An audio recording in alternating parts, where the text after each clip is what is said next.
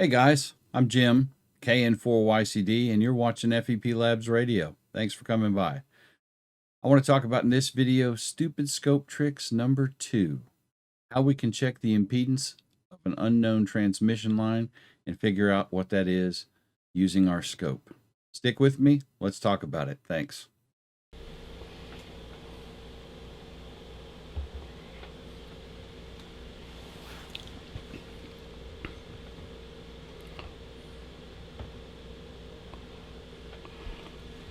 Alright guys, what I wanted to show you is I have a cable connected to the scope, and it's about a 20 or 25 foot piece of coax, and it's probably 50 ohm RG8X, and you can see our trace there.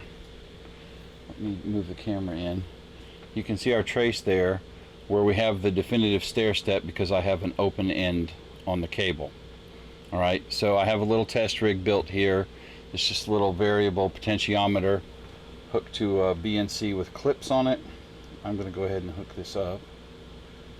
And now, what I'm doing is I'm generating that pulse waveform out of the arbitrary waveform generator, out of the signal generator, and it's on.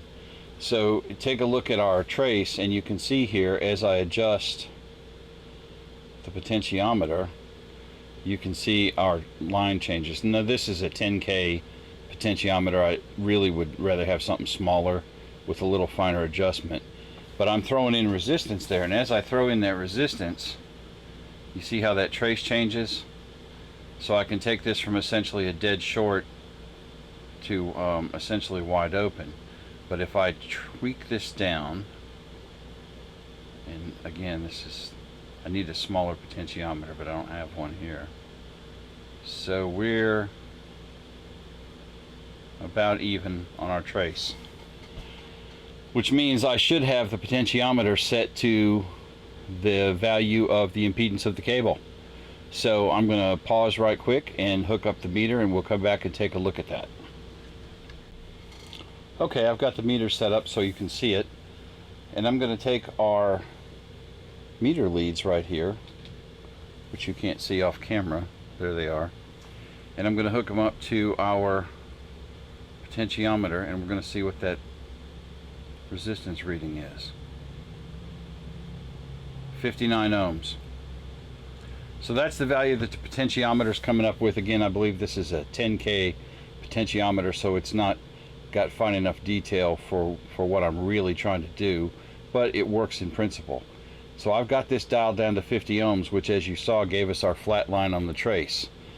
We have a little bit of aberration there, but keep in mind I'm going through a bunch of adapters and so on to get here.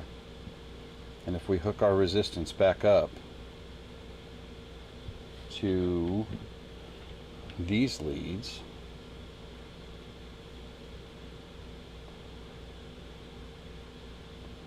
we should see our trace go flat again. And it does. If I pop it loose, there's our reflection coming back down our open cable. Alright, so guys, that's it for this video. I just wanted to show you can do that. That let us verify the impedance of the cable. And you know, there's some, I'll be honest, there's a little bit of slop in those readings, because I'm going from PL259 connectors to a BNC.